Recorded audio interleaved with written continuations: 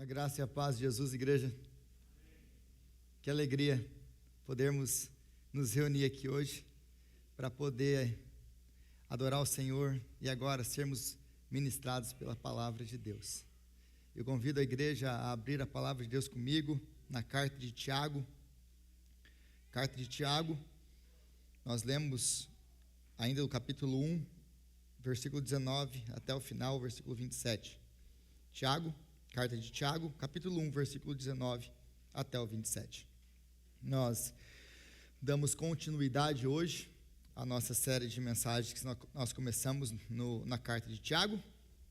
Hoje é a segunda mensagem. Se você não veio na última semana, eu convido você então a assistir. Ela está gravada aí no canal da igreja, você pode ir lá no YouTube assistir. E hoje nós damos continuidade nessa carta que é tão curta, mas como nós vamos ver, tão prática para a vida da igreja. Então, Tiago, capítulo 1. Mas antes de ler, eu gostaria de convidar a igreja mais uma vez à oração. Senhor, nós te louvamos pelo privilégio que nós temos de ter a Tua palavra agora aberta na nossa frente. Pelo privilégio que nós temos de ter a Tua palavra, Senhor, nas nossas casas. Quantos de nós, ó Pai, temos muitas Bíblias dentro de casa? Bíblias não nos faltam, traduções não nos faltam, Bíblias de estudo não nos faltam. Muitas vezes o que nos falta, Pai, é o se debruçar na Sua palavra. E agora, Pai, que nós temos a Tua palavra aberta diante de nós e vai ser exposta, nós clamamos a Ti por espírito de iluminação do Senhor, para que o Senhor nos dê graça para entender a Sua palavra, mas como nós vamos ser exortados aqui hoje, ó Pai, não sermos apenas ouvintes, mas praticantes da palavra. Abençoa, Pai, então agora a ministração da Sua palavra. É a nossa oração em nome de Jesus. Amém e amém. Meus amados irmãos, tenham isto em mente. Sejam todos prontos para ouvir, tardios para falar e tardios para irar-se. Pois a ira do homem não produz a justiça de Deus. Portanto, livrem-se de toda impureza moral e da maldade que prevalece e aceitem a palavra implantada em vocês, a qual é poderosa para salvar a vida de vocês. Sejam praticantes da palavra, mas não apenas ouvintes, enganando a vocês mesmos. Aquele que ouve a palavra, mas não a põe em prática, é semelhante ao homem que se vê no espelho, mas depois de olhar para si mesmo, sai e esquece da sua aparência. Contudo, o homem que observa atentamente a perfeita lei da liberdade e persevera na prática dessa lei, não se esquecendo do que ouviu, mas praticando-a, será bem-aventurado naquilo que fizer. Se alguém se considera religioso, mas não refreia sua língua, engana-se a si mesmo. A sua religião não tem valor algum. A religião que Deus, o nosso Pai, aceita como pura e imaculada é essa: cuidar dos órfãos e das viúvas nas suas aflições e não se deixar corromper pelo mundo. Palavra de Deus. Como fica muito claro aqui, a pergunta para nós hoje é direta e muito fácil de ser entendida. Você tem vivido a palavra? Você tem obedecido a palavra? Ou você tem apenas ouvido a palavra? Como tem sido a sua vida com relação à palavra de Deus? Você tem apenas ouvido a sua palavra e essa palavra ela se torna prática de vida? Ou você vem domingo após domingo para a igreja, e você vem e você concorda e você aceita e você diz amém no seu banco, mas na segunda-feira a sua vida continua do mesmo jeito que sempre foi? Essa é a pergunta que Tiago está nos fazendo hoje. Como tem sido a sua vida com relação à palavra de Deus? Como eu disse na oração, não nos falta Bíblia, não nos falta ouvir. Quantos de nós não vive o dia inteiro escutando pregações e pregações e podcasts e tudo mais. Mas a vida continua do mesmo jeito que sempre foi. O que Tiago nos expõe aqui é que tem alguma coisa que está errada. E é disso que nós vamos falar então hoje. E para nós podermos entender do que Tiago está falando aqui, a gente precisa entender o contexto do judaísmo.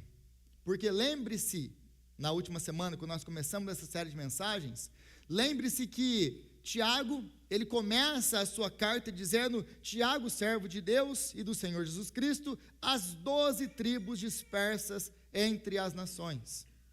Então, logo de começo, na última semana nós vimos isso, ele deixa muito claro quem são os seus destinatários, quem são as pessoas para as quais ele está escrevendo. As 12 tribos de Israel aqui, é um antigo nome usado no Antigo Testamento, quando você tem o povo de Deus, as 12 tribos que compõem todo o povo de Deus. Mas também mostrava que tanto o norte quanto o sul era o povo de Deus, e a constante promessa dos profetas de que essas 12 tribos seriam reunidas outra vez, de que Deus restauraria as 12 tribos. Mas fica muito claro no Antigo Testamento que isso não acontece, porque isso apontava para uma realidade muito maior, como o Novo Testamento nos deixa claro. Quem são então as 12 tribos? Somos nós, o povo de Deus, de toda tribo, povo, língua e nação. Mas era uma maneira de se dirigir aos judeus. E por que isso aqui é importante você entender? Porque o judaísmo, ele tinha toda a forma religiosa. Os judeus eram e são religiosos. Eles são religiosos, e existe uma ênfase nessa religiosidade, na prática de rituais religiosos, práticas essas como a oração, as esmolas, o jejum, as festas religiosas. Então eles têm a forma da religião. Eles iam nas sinagogas aos sábados, ao templo, se eles estão em Jerusalém, aos sábados. Eles então têm toda a forma da religião. Mas o que Tiago está confrontando aqui é que, apesar deles terem essa forma da religião, aliás, nós vimos isso em Malaquias. Para vocês que estavam aqui na série em Malaquias, eu fiz questão de enfatizar isso. Eles faziam tudo, eles estavam no templo fazendo sacrifício, fazendo todos os ritos da religião, mas sem nenhum tipo de coração. Eles faziam os ritos da religião, mas apenas para cumprir com um protocolo. Aqueles ritos não transformavam a sua vida. E é aí disso que Tiago está falando aqui. Eles têm todos os ritos da religião, mas é uma religião da boca para fora. É uma religião que não transforma ninguém. É a religião que vai no domingo para a igreja, mas na segunda-feira continua o que sempre foi. Nada mudou. É apenas ritual religioso. É tudo uma grande religião de fachada. O que vai ficar muito claro para nós aqui é que, na verdade, como que eles viviam? Eles tinham esses rituais, essa ênfase no ritual religioso, mas como a carta deixa muito claro, como que eles viviam? Completamente oposto ao que a palavra de Deus espera de nós. Eles viviam em iras e divisões. Eles viviam em favoritismo. Nós vamos ver isso na próxima semana. Eles viviam uma fé morta. Eles viviam com línguas fofoqueiras, mentirosas, enganadoras. Eles viviam com falta de sabedoria. Eles viviam em brigas e divisões. Eles viviam com arrogância. Eles viviam com confiança nas riquezas. Mas, como eu costumo dizer para a igreja, qualquer semelhança não é mera coincidência. Porque essa não é o exato retrato do evangelicalismo moderno. Não é exatamente isso. Nós chegamos na igreja e confessamos que Cristo é o Senhor. Nós levantamos as nossas mãos em adoração a Deus. Nós dizemos sim e amém. Mas na segunda-feira, e até na segunda-feira, chega no lanche da igreja, nós já vivemos em iras e divisões.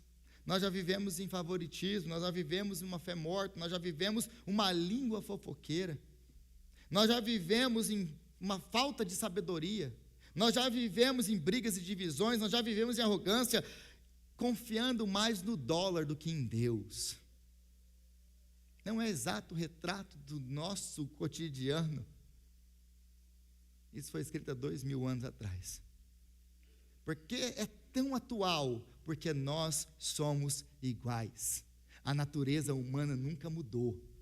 Nós somos pecadores do mesmo jeito. Por isso, quem ouviu e diz crer nessa palavra, crer na mensagem, mas vive a mesma vida que sempre viveu, está se auto-enganando. É por isso que o título dessa mensagem é auto-engano. Porque quando nós dizemos, nós ouvimos a palavra, você creu na palavra, você crê na palavra, você aceita a palavra, mas você não vive a palavra. João deixa isso muito claro, os evangelhos deixam isso muito claro, Tiago deixa isso muito claro. Você está se enganando, você não é crente. Essa é a tese desse livro. Você ouve, diz que crê, mas a sua vida não foi transformada pela palavra, você não é crente, você está se enganando. Você está querendo a sua consciência, que a sua consciência fique amortecida. Você quer calar a sua consciência com os atos e ritos da religião. A religião serve para um propósito, para acalmar esse seu coração que te acusa, e você sabe. Então eu vou, dou um dinheirinho na igreja, faço alguma coisinha, compareço lá no culto no domingo, escuto o pastor lá brigar com a gente, vou embora, isso tem que contar alguma coisa.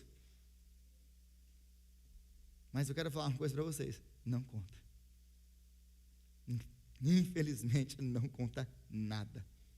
Se a minha vida de segunda a domingo não reflete aquilo que eu creio, que eu digo que creio com a boca, eu estou me enganando. E esse é o tema da carta de Tiago. E aí, aqui ele vai nos ensinar, e eu posso dividir essa perícope aqui, ou essa passagem. Perícope, gente, é um vício de linguagem. Minha esposa me brigou comigo essa semana. Ela falou, por que você não fala passagem? Eu falei, porque eu escrevo toda hora, de maneira acadêmica, e no meio acadêmico só usa perícope. Aí eu falo perícope, eu nem lembro que eu estou falando perícope. Então, perícope é uma pequena unidade da palavra aqui, que faça sentido, é uma perícope, é uma passagem. Então, se eu falar perícope, não é porque eu estou querendo me aparecer, não, é porque realmente a linguagem que a gente usa é passagem bíblica, tá bom? Então, eu posso dividir essa passagem em três partes, que mostram o que Tiago quer nos mostrar aqui, que prática, que doutrina anda junto com prática de vida. Não adianta você dizer que tem doutrina, eu sou presbiteriano, de 4ª geração, e o Kiko? Meu irmão, se você não converter, você vai para o inferno do mesmo jeito, sendo presbiteriano de 4ª geração, 5ª, 8ª, eu não estou nem aí. Sendo filho de pastor, neto, trineto de reverendo. Você que não converte para você ver. Nós não somos salvos porque nós somos filhos, netos, bisnetos, presbiterianos ou não. O céu não está cheio de presbiterianos. O céu está cheio de crente que se converteu, que foi transformado pelo poder do sangue de Cristo. Lá não tem placa. Você não vai chegar lá, qual era a sua denominação? Não, mas eu era presbiteriano. Qual delas? Porque hoje a gente tem um punhado delas, né? Mas então, o Tiago deixa muito claro para nós aqui, que doutrina e prática andam juntos. E essa passagem, ela vai deixar isso muito claro para nós. Primeiro, você vai ver que, como que a doutrina e a prática andam juntas? No domínio próprio. Nós temos um domínio próprio, que é os versículos 19 ao 21. Depois ele vai nos dizer aí que essa doutrina vai se tornar, então, prática de vida quando nós buscamos constantemente transformação. Não é que você um dia, lá em 1987, eu atendi o chamado. Ah, é? E como está a sua vida hoje? Não, mas lá em 1987 eu levantei minha mão no apelo. Ah, e nunca mais nada? Não, mas não era uma vez? Não. Nós sempre estamos nos reformando. Sempre estamos sendo transformados e purificados.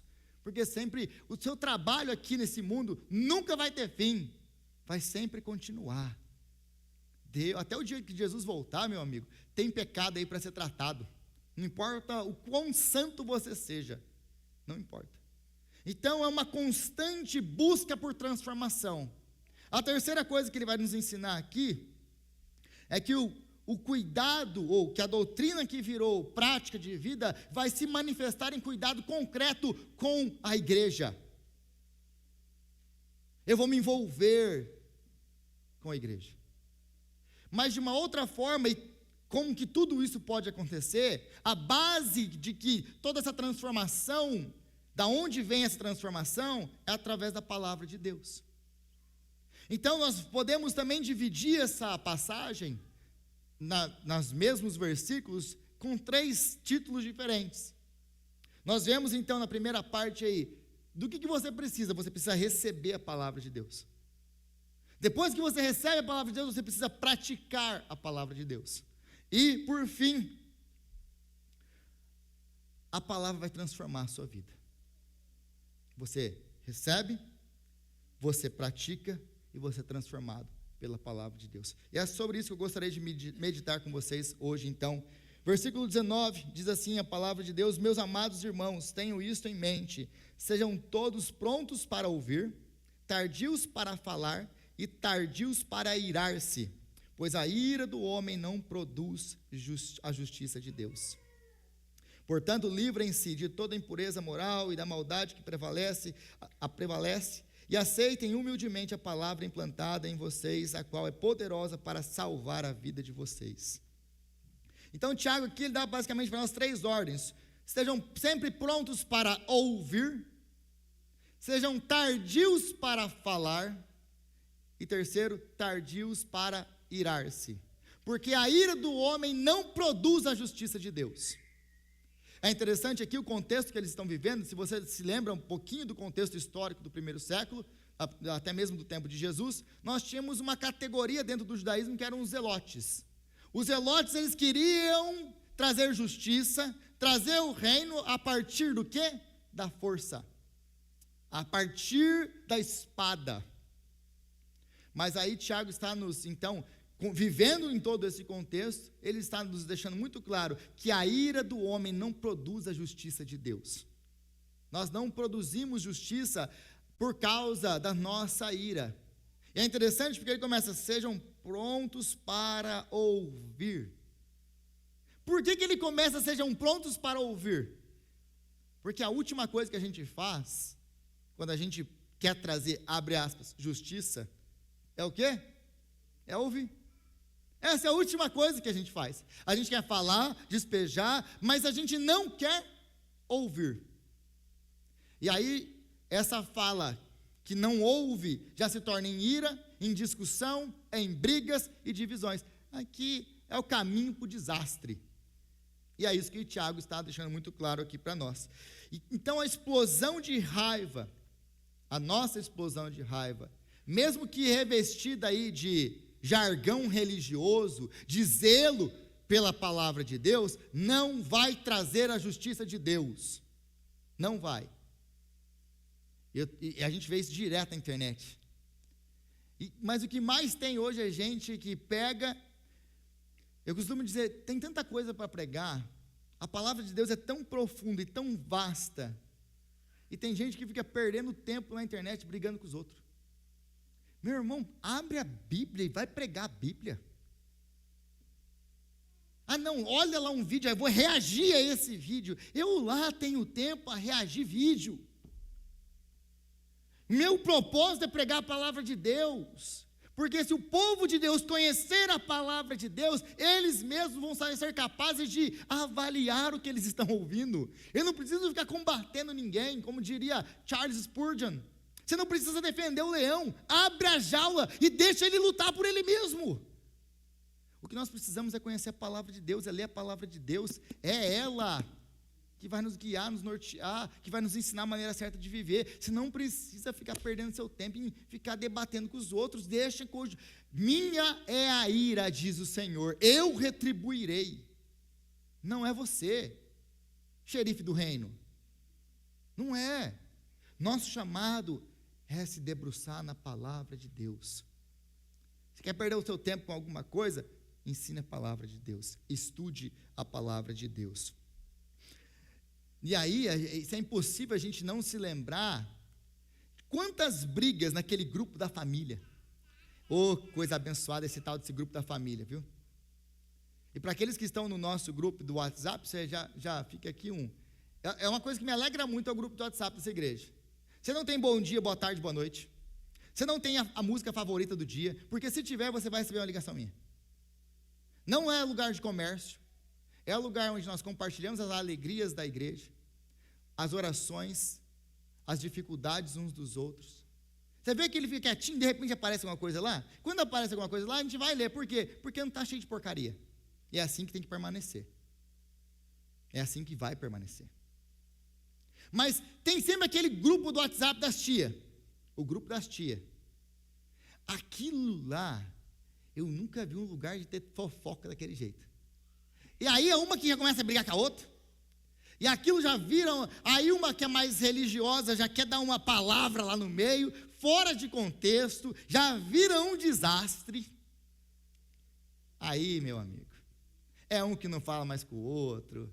Então, quantas vezes, eu estou dando o contexto aqui do WhatsApp, que é uma coisa muito comum para nós hoje, mas quantas vezes não foi isso no Natal, no Ano Novo, na reunião da família? Quantas vezes não foi no grupo de amigos que se reuniu lá, alguém falou alguma coisa, você é o xerifão do reino, foi lá e meteu o bedelho. Isso trouxe a justiça de Deus? De maneira nenhuma, trouxe divisão, briga, um que não fala mais com o outro.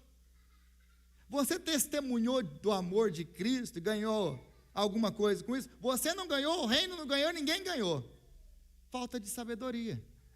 Falta de sabedoria. Meus irmãos, uma coisa que nós temos que aprender, uma coisa que eu aprendi como pastor, é que nem todas as brigas eu fui chamado para lutar. Eu tenho que escolher as minhas batalhas. Eu não fui chamado para ganhar briga, eu fui chamado para pregar o evangelho. É esse o meu chamado. Ah, mas você não ouviu o que o cara falou lá, você não vai falar nada? Fala o quê? Para que eu vou falar? Entende? A gente se mete numa confusão sem necessidade, por falta de sabedoria, porque a ira do homem não produz a justiça de Deus. Via de regra, atrapalha muito mais do que ajuda. Só atrapalha. Mas agora a pergunta então que fica é como que eu posso viver dessa maneira? E o próprio Tiago, ele deixa para nós muito claro aqui, porque continua o versículo 21, portanto, livrem-se de toda impureza moral e da maldade que prevalece, e aceitem humildemente a palavra implantada em vocês, a qual é poderosa para salvar a vida de vocês. Como então que eu posso viver de maneira sábia? Como então que eu posso cultivar isso na minha vida? Dessa maneira, cultivando a palavra que foi plantada e que continua sendo plantado na sua vida hoje. Meus irmãos, um dia você ouviu a palavra de Deus entrou no seu coração, Deus abriu o seu coração, você entendeu a palavra e ela então te trouxe conhecimento salvífico, fé salvadora, transformou a sua vida. Mas isso não aconteceu lá em 1987. Era para ter acontecido lá e continuar acontecendo de novo, e de novo, e de novo, e de novo. E nós vamos crescendo em santidade, em conhecimento, em amor e fé. Então, como que eu posso viver isso aqui? É cultivar essa palavra que foi plantada, essa palavra que está sendo plantada na sua vida. Cultive a palavra de Deus, dia após dia. Como que eu faço para cultivar? Vai se livrando, aí o texto vai nos deixar muito claro, se livre de tudo aquilo que atrapalha você a caminhar, se livre das ervas daninhas. E aqui ele deixa muito claro para nós alguns exemplos, versículo então 21 ainda, versículo, portanto livrem-se de toda impureza, toda maldade. Para quê? Para que você possa cultivar isso. Então não tem como você cultivar a palavra de Deus e continuar vivendo essa vida medíocre que você tem. Não tem como continuar cultivando briga, divisão, fofoca, imoralidade e tudo mais, e querer viver uma vida que agrada a Deus. Não tem como. É isso que o Tiago está deixando muito claro para nós aqui. Cultivem a palavra de Deus e a palavra vai transformar. A palavra de Deus não veio apenas para nos salvar, ela vem para nos transformar à imagem de Cristo. Aí ele continua no versículo 22, aqui nós temos o centro de toda essa passagem. Sejam praticantes da palavra, não apenas ouvintes, enganando a vocês mesmos. Aquele que ouve a palavra, mas não a põe em prática, é semelhante a um homem que se vê no espelho, mas depois de olhar a si mesmo, sai e se esquece da sua aparência. Então aqui ele fala, ele dá o centro de tudo isso aqui. O centro. Sejam praticantes da palavra e não apenas ouvintes. Por quê? Porque senão vocês estão se enganando. Sejam praticantes da palavra e não apenas ouvintes, enganando a vocês mesmos. Enganando a vocês mesmos. Aqui é o chamado para nós vivermos o padrão do Evangelho, e não viver ouvindo o Evangelho. É o padrão do Evangelho que vai sendo replicado dia após dia na nossa vida, e então vira maneira de viver. É aquele hábito, por exemplo, você vai para a academia, uma vez a cada 50 anos, você pode se considerar uma pessoa atlética. Se você faz, você está se enganando. Vou diminuir o exemplo, porque talvez, 50 anos exagerou também, né? Tá bom, você vai na academia uma vez por ano. Você é um atleta? Se alguém falar um negócio desse, está de brincadeira, né? Você vai virar chacota no meio da roda. Tem aqui o nosso irmão Anderson aqui, ele ensina jiu-jitsu. O cara que vai na academia uma vez por mês, ele é um lutador, Anderson? Você é um brincalhão se você falar que você vai na academia treinar jiu-jitsu uma vez por mês, você é um lutador. Por que nós não aplicamos essas coisas à vida cristã? Rodrigo, você é muito chato. É só lógica. Você fala que você é crente, mas você não lê Bíblia, você não ora. Malemar você vem para a igreja quando está no dia do seu turno aí, da sua escala. Aí você quer falar que você é crente? É isso que, Tiago, em termos modernos, se eu estivesse escrevendo, era isso aqui que eu ia escrever. E você quer se dizer crente, você está se enganando. Assim como uma pessoa que vai na academia uma vez por ano não é um atleta, assim como uma pessoa que vai na academia treinar jiu-jitsu uma vez por mês não é um lutador, você não é crente. É isso que Tiago está falando. Não sou eu, não adianta querer ficar bravo comigo. É a palavra de Deus. Quem que é você para falar que eu não sou crente? Não sou eu, meu irmão. Olha a palavra de Deus. E outra, se a carapuça serviu, você ficou ofendido, então veste e muda de vida. É simples assim. Não tinha que doer, mas... Agora, é interessante o exemplo que ele usa aqui, do versículo 23 e 24, porque talvez não ficou muito claro, para nós talvez não fique muito claro o que ele quer dizer. Aquele que ouve a palavra, mas não a põe em prática, é semelhante ao homem que se vê no espelho, mas depois de olhar para si mesmo, sai se esquecendo da sua aparência. Aí ele usa um exemplo que para nós a gente fica, mas o que isso quer dizer? Em primeiro lugar, o espelho deles não era como o nosso espelho. Era um metal polido. E era uma imagem ali meio imperfeita, era o melhor que eles tinham. eles não tinham esse espelho que nós temos, que claramente você vê quem você é. Mas qual que é o ponto aqui dele? Meus irmãos, para que serve um espelho? Não é para você ficar se admirando. Eu sei que muita gente tem esse pensamento do espelho, que você vai lá e fica lá se admirando no espelho, olhando. Para que serve o espelho? O espelho, você chega de manhã, com aquela cara toda remelenta, com aquele cabelo todo desviado, né, com aquela maquiagem que você não tirou do dia anterior, e está toda lambuzada na cara lá. Parece que você acordou, que foi atropelado por um trem. Você vai para o espelho, aí imagina que as mulheres, então, você acorda atropelada pelo trem, aí você vai para o espelho, aí você olha aquela sua imagem, dá uma boa olhada, se vira e vai embora. O espelho atingiu aquilo que ele foi criado para fazer no seu caso? Foi. Para que você vai se olhar no espelho então? Se não é para se corrigir. Para que nós levantamos e vamos para frente do espelho? Por que nos nossos banheiros, todos eles, nós temos, até hoje eu nunca entrei no banheiro que não tem um espelho. Talvez na sua casa você não tem. Se for, você me desculpa, você não serve de exemplo. Mas todos os banheiros que eu entrei tem um espelho lá, na casa. Aí você vai lá, você levanta de manhã com aquela cara tudo torta, e você olha para aquela cara tudo torta, você fala que eu preciso de um banho, cara. Preciso dar uma melhorada nesse negócio que não tem como ser desse jeito.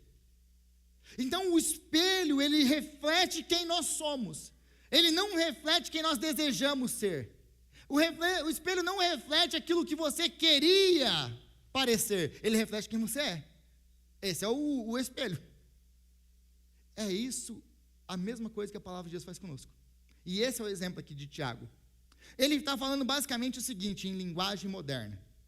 Quem de nós levanta de manhã, olha para o espelho, vê a situação lamentável que você está, vira as costas e vai embora? Quem faz isso aqui? Bom, talvez um adolescente faça isso, talvez você faça isso, um ou outro, mas via de regra, a maioria de nós olha para o espelho, lava a cara, penteia o cabelo, se arruma e depois sai. O espelho revela as suas falhas, aquilo que precisa ser consertado, e você conserta antes de sair.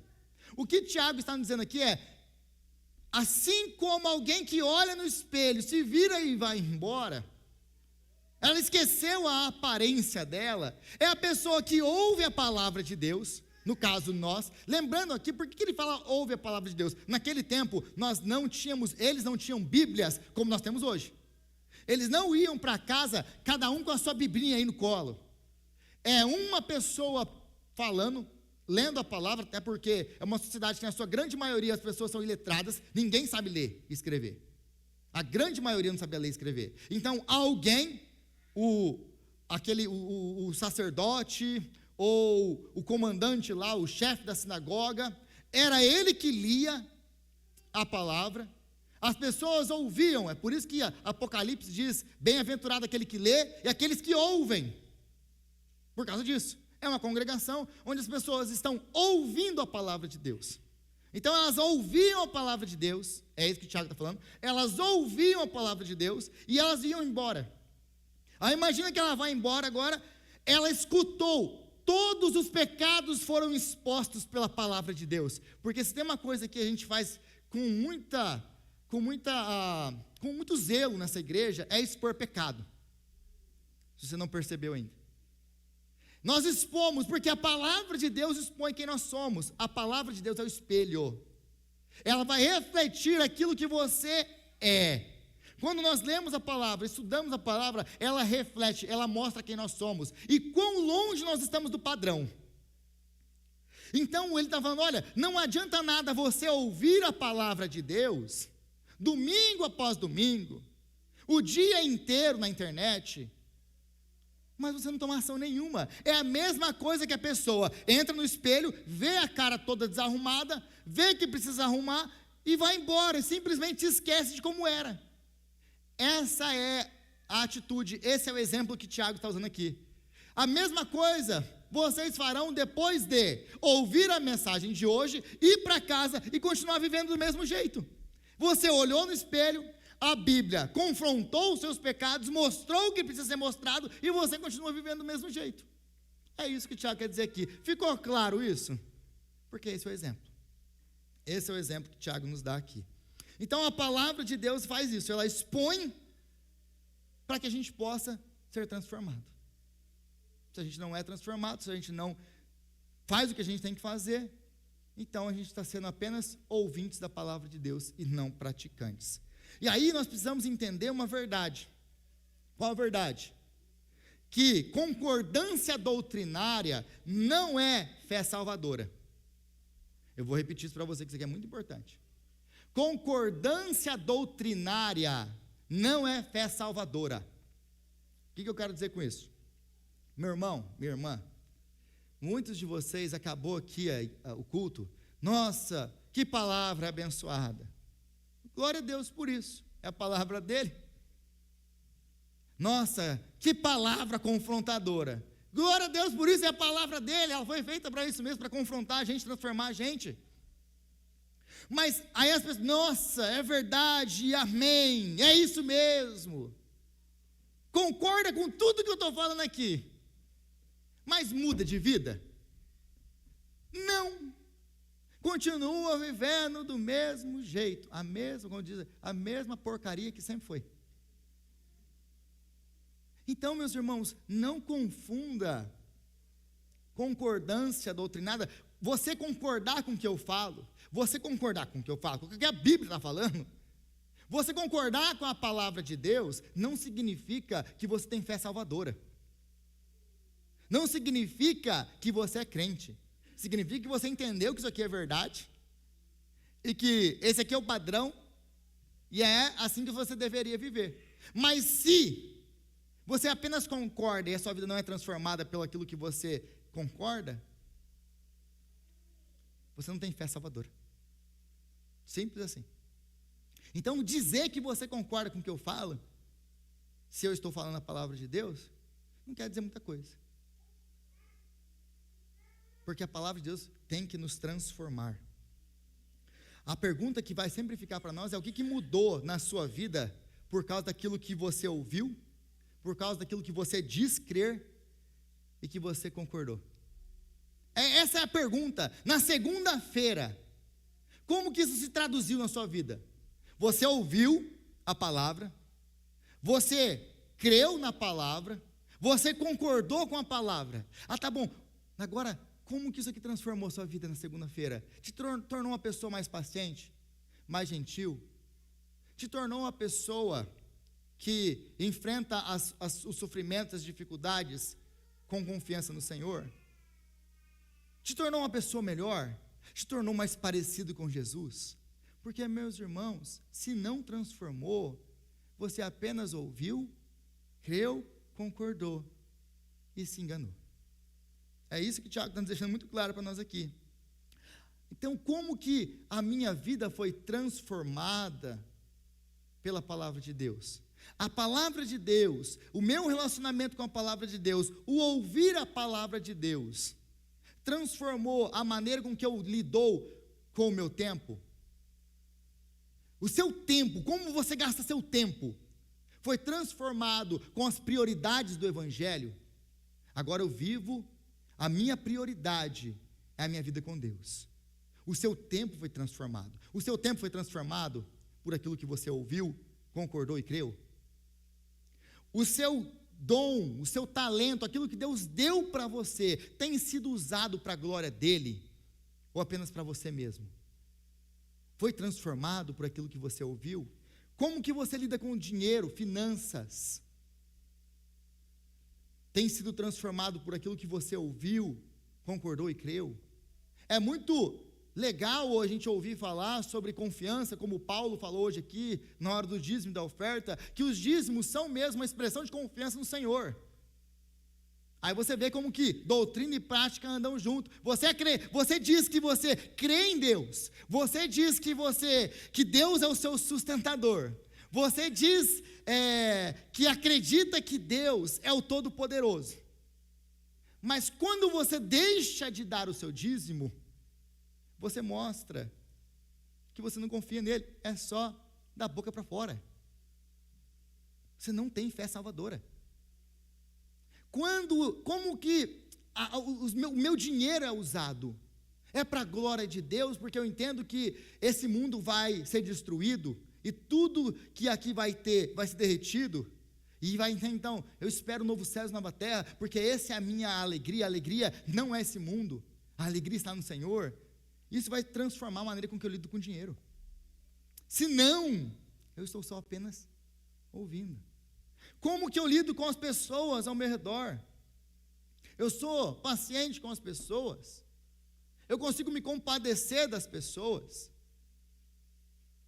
Ou não? Eu sou mais parecido com Jesus no trato com as pessoas? Como que eu lido com os meus pecados? Com aquilo que é exposto pela palavra de Deus? Eu me afasto do pecado?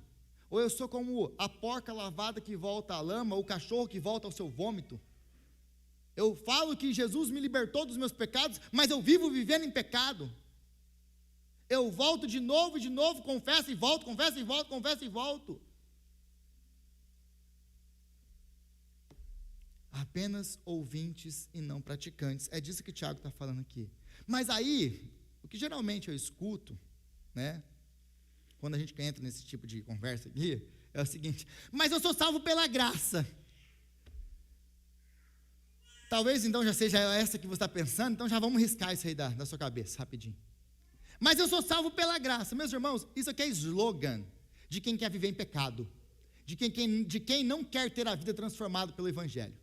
Isso aqui é slogan de gente que quer continuar vivendo no seu pecado, que religião para ela é apenas para acalmar a consciência dela, quando ela deita a cabeça no travesseiro.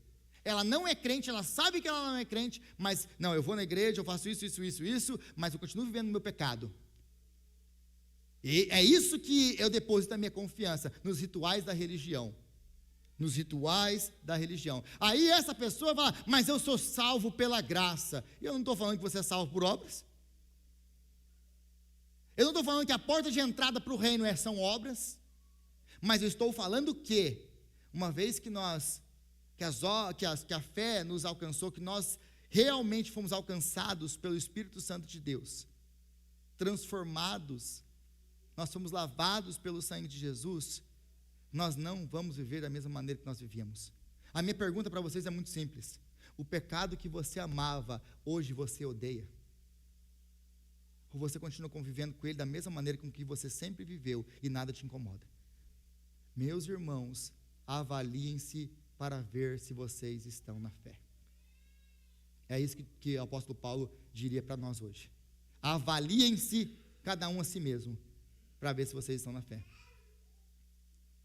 Se o pecado que você praticava antes, amava antes, hoje não incomoda você, essa é uma das grandes evidências de que o Espírito não habita em você. Porque qual que é o ministério do Espírito Santo? Convencer do juízo, do pecado e da justiça. Esse é o ministério do Espírito Santo. Nos convencer do juízo de Deus contra o pecado, da justiça de Deus que vem e do próprio pecado. É isso que ele veio fazer. E ele vai fazer. E se você tem o Espírito Santo, meu irmão, minha irmã, se tem uma coisa que você não vai conseguir fazer, é pecar em paz. Já perceberam isso ou não?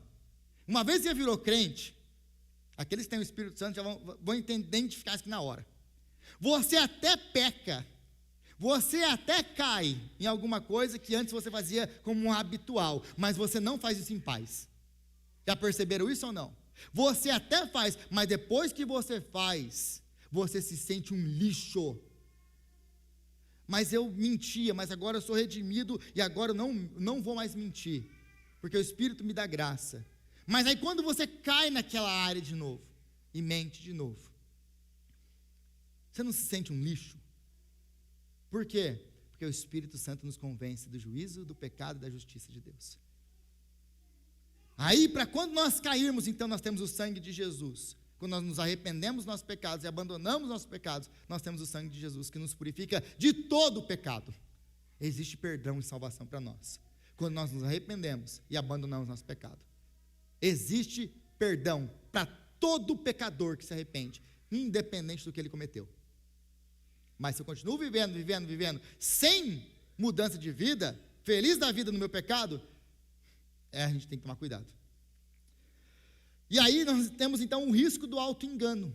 Qual que é o risco do auto-engano? É a pessoa que confunde a familiaridade com a palavra de Deus e com a obediência. É aquilo que eu falei há pouco, mas agora de uma outra maneira. É a pessoa que se confunde. Eu conheço Bíblia, já li a Bíblia inteira, não sei quantas vezes, conheço teologia, e já estudei no seminário teológico, não sei de onde.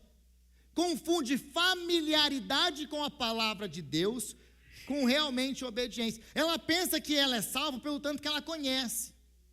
Ela pensa porque já fez um seminário, já estudou isso, já estudou com não sei quem, ela pensa que ela é alguma coisa. Meus irmãos, não importa o quanto você sabe de teologia, porque o grande problema da nossa geração não é conhecimento teológico, é obediência. Nós somos a geração que tem maior acesso à informação na história da humanidade. E a mais ignorante de Bíblia também. Mas aqueles que conhecem, se orgulham pelo conhecer. Se você quer se orgulhar de alguma coisa, se orgulhe de praticar. Você conseguir, não obedecendo, eu sou uma pessoa melhor, estou sendo transformado, o pecado já não tem me dominado mais. Eu estou vivendo uma vida, o melhor que eu posso para agradar a Deus, o meu foco é Ele. O meu foco é Ele. Não confunda familiaridade com a palavra de Deus com obediência, com fé salvadora.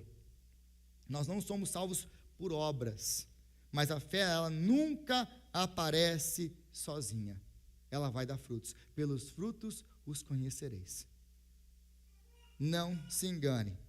Aí vem um contraste depois no versículo 25. Contudo, o homem que observa atentamente a perfeita lei da liberdade, olha como ele se refere à palavra de Deus.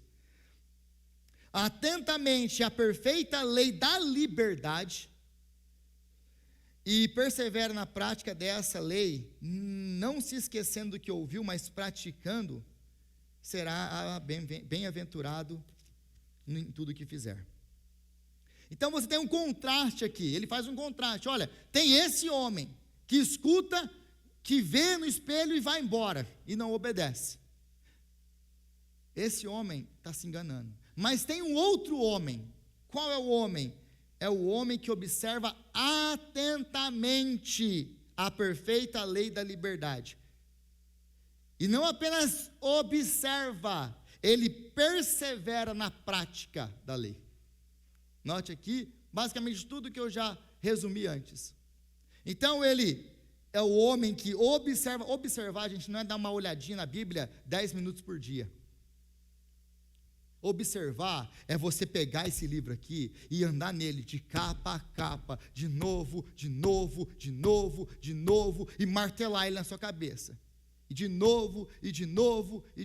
Nós acabamos de terminar toda a leitura bíblica de Gênesis a Apocalipse.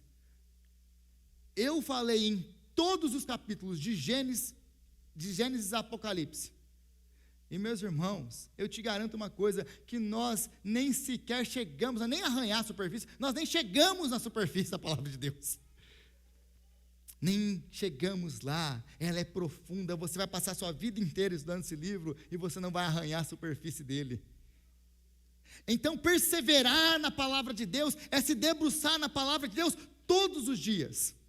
Todos os dias. E aí quando você entender então a palavra de Deus, que é a perfeita lei da liberdade, porque a palavra de Deus vai trazer liberdade para nós. Porque nós, muitas vezes, na nossa cabeça, lei é alguma coisa que te aprisiona. Não. Lei é alguma coisa que te liberta. Porque se você quebrar a lei, aquilo vai te escravizar.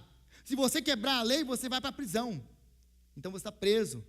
A lei, ela não nos escraviza, a lei nos liberta. A palavra de Deus, a lei perfeita, nos liberta para a gente viver uma vida que agrada a Deus, para viver em liberdade, para não ser corrompido com as coisas desse mundo, para a gente poder não ser escravo de nada nem de ninguém. Esse é o grande paradoxo da Bíblia. Se você é escravo de Deus, você não é escravo de mais nada. Se você é prisioneiro de Cristo, ninguém mais pode te aprisionar.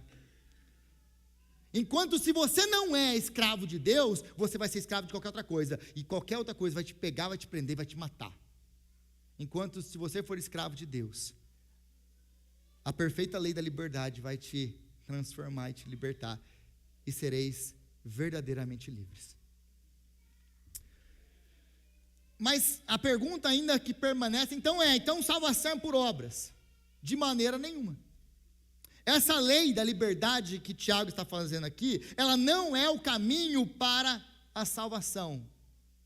Ela não está nos dando, faça isso e aquilo, então você vai ter mérito e vai ser salvo. A lei não serve para isso. Tiago já deixou muito claro para nós que a palavra é que salva.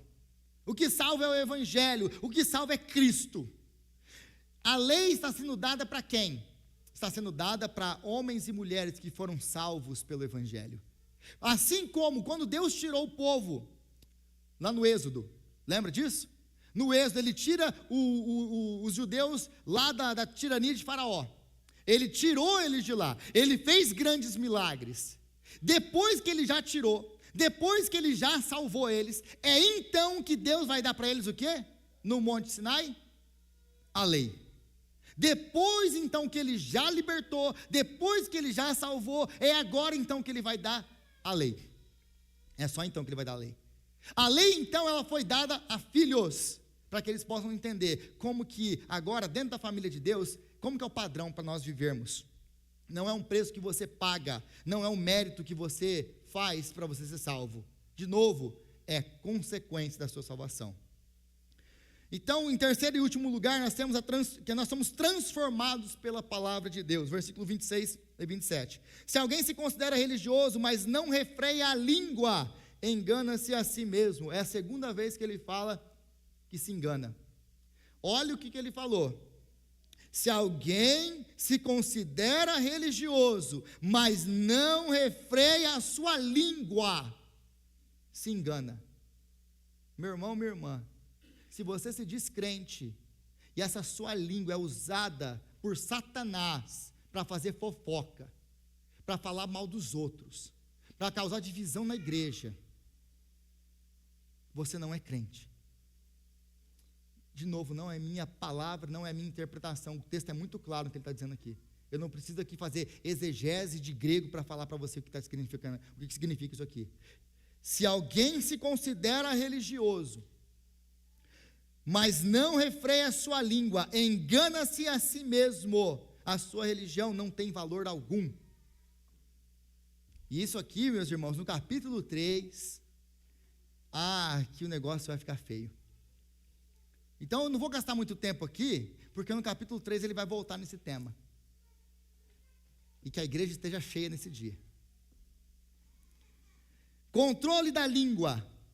A palavra vai então transformar a nossa vida. Como que eu sei que eu fui transformado? Uma evidência clara de que eu fui transformado é como que eu lido com a minha fala, com a minha boca. A boca vai falar do que o coração? Olha, vocês conhecem o versículo? Eita glória, hein? Isso é alegria. Mas também é juízo, porque se nós não praticamos, nós somos apenas ouvintes. Olha que alegria. Mas a segunda coisa que ele vai falar aqui é que quando nós somos transformados pela palavra de Deus, isso vai se tornar então ação concreta nas nossas vidas, pelo bem da igreja, pelo bem do próximo. É isso que ele deixa muito claro aqui para nós. Aí, de novo, o controle da língua no versículo 26, nós pensamos aqui que é só o quê? É só dominar a minha língua. Mas em que sentido, em que aspecto? Do que Tiago está falando? Ele está falando de todas as áreas, de todos os pecados que envolvem a boca. Quais são pecados que envolvem a boca? Fofoca, mentira, maledicência, comentários destrutivos, a boca como instrumento de Satanás. Tem gente que não sabe abrir a boca para falar nada que presta, não sabe incentivar ninguém, não pode ver nada, chega lá, só sabe ver defeito.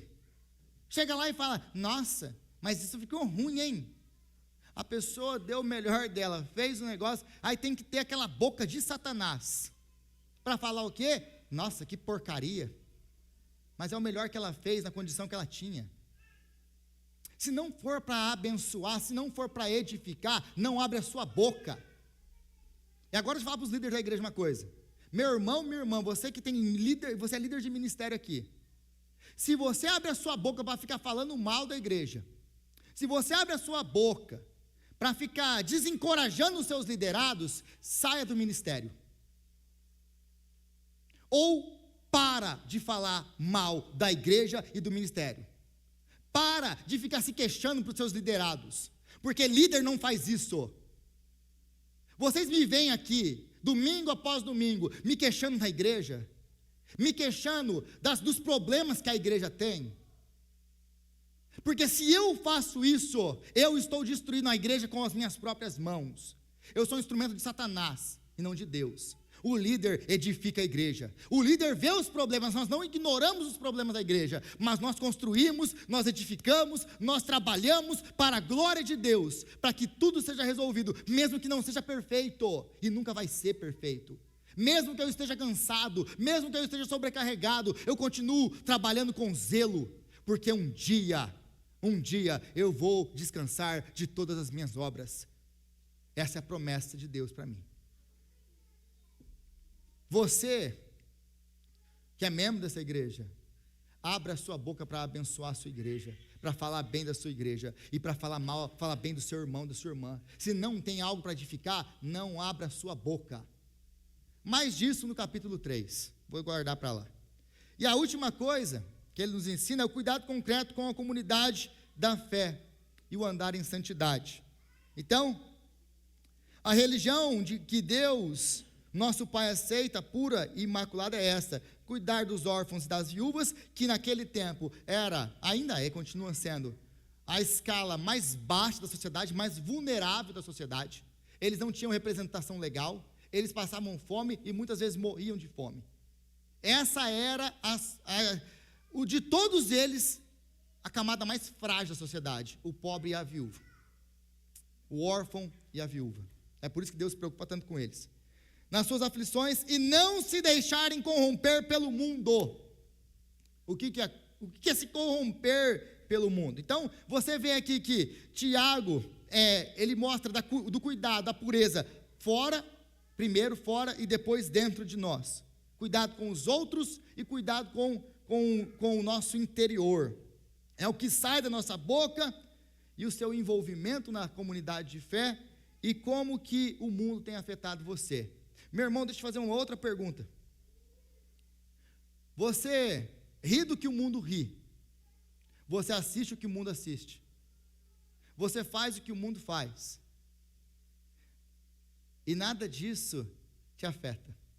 Você vive como o mundo vive. Mas glória a Deus, eu sou salvo pela graça.